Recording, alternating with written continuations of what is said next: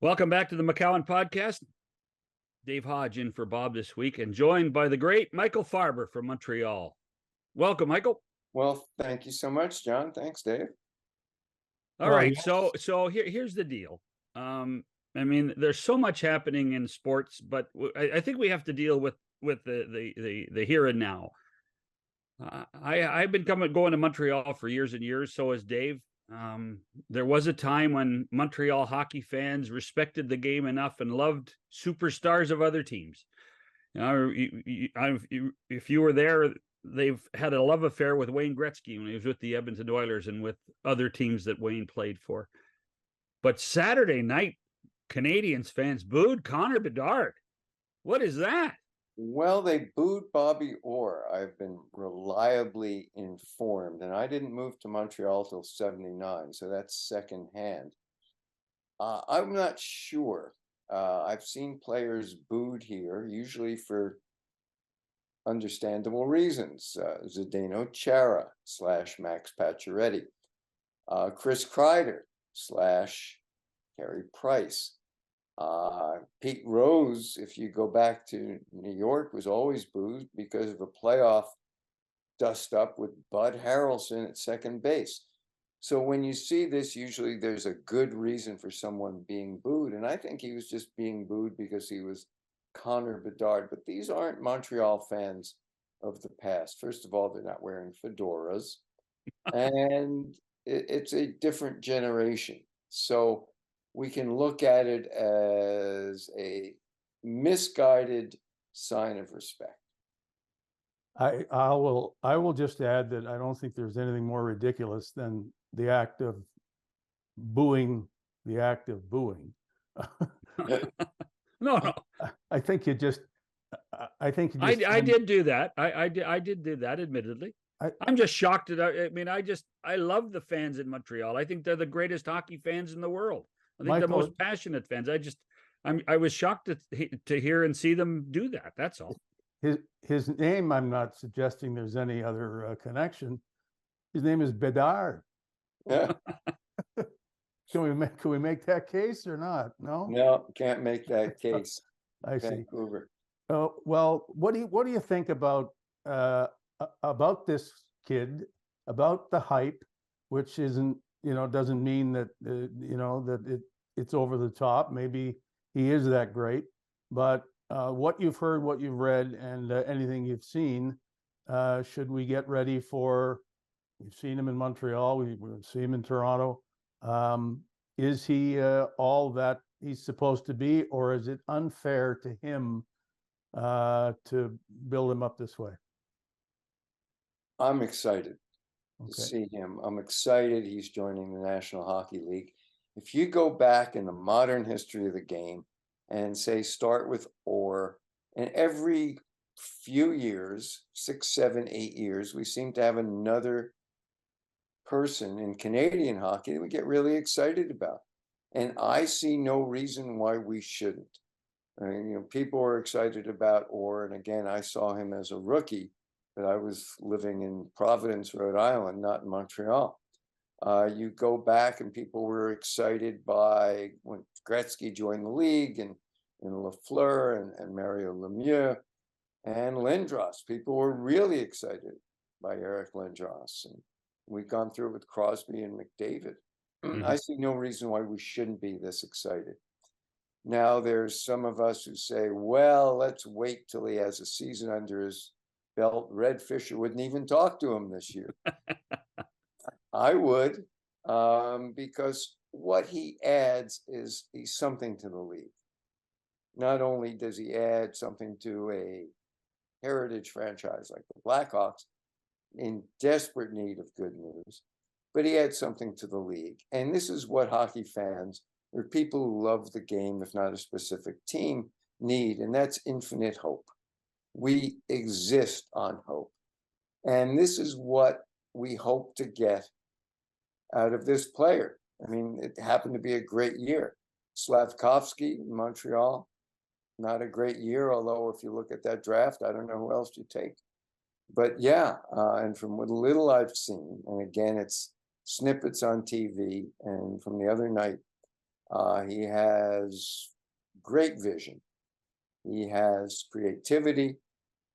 He has some skating that reminds me a little bit of Crosby and the way he uses his edges and can skate in tight. Clearly doesn't have Crosby's strength yet, but we can grow with him. And I will be very surprised if he's not a point a game player in his rookie year. One of the fascinating things about what has happened to the Blackhawks and Bedard is this 5-game road trip. I'm not, where he's almost on a traveling road show before he gets home to Chicago. When you think about it, playing Crosby, going to Boston, Montreal, Toronto on Monday night before the 5-game trip ends, before they play another game at United Center. I wonder if that's a wise move, or is this building the drama, Michael, for Connor Bedard's home opener in Chicago? Well, it's building the drama, and you know better than I how the schedule is made, and I'm not sure. Montreal has always played Chicago here early, going back to Denny Savard's, I believe, first game in the NHL with Doug Wickenheiser sitting in the press box watching Denny Savard do pirouettes all over the ice. So Chicago is a fixture here early. So was it different this year because of Bedard? I don't know that. But I think it's great. Give him the grand tour and let him see. And these are important teams and important players he's playing against. And it's an exciting thing to kick off a hockey season that, to my mind, starts a little too late anyway. So why not start it off with a bang? The Hawks hit a goal post, or we might have seen Bedard in overtime on Saturday night. I ran into a Montreal fan on the weekend and had a long talk about the Canadiens then and now. And he was thrilled that the Habs got a point in Toronto. And you know how I feel about getting a point from a loss. So there was that discussion. But then this Habs fan said, we still need a goalie. We need a goalie. And I'll give it to you in 2 words with a question mark after it, Michael. Carey Price. Is there an answer to what his future is? It's not on the ice, certainly, because whenever he does come back, it's not sustainable. And I think everyone's made peace with that here. So what he wants to do is pretty much up to him. I mean, he has that long-term contract. He's not retiring as such. So he was around, and you saw the huge ovation he got Saturday night. It's interesting about Price, because until recently, I always thought he was more beloved in Canada than he was with the Canadians. Because if you go back to World Juniors, gold medals in the Olympics and in the Goofy World Cup that was played, and here it hasn't happened the same way. He's not been that successful. We go back to what we started with. Why do you boo someone? Chris Kreider in the 2014 playoffs. Kreider ran into him. Montreal couldn't get through that series against the Rangers with Dustin Tokarski. And so that was it. So he's won more for Canada, and I think been more respected.